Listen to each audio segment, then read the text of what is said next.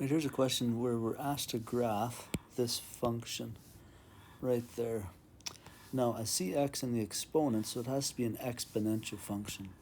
A normal exponential function goes like that.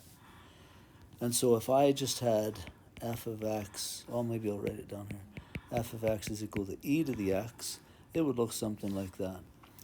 Now, putting a 5 in front, that would probably make it a little steeper. So it might go more like that.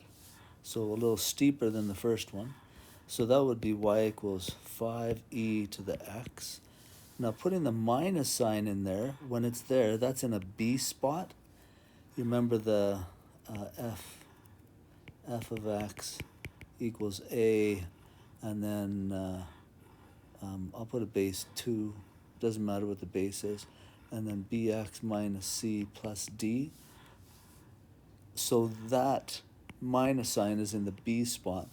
And if you have a minus there, it reflects across this y-axis. So that one would look more like that.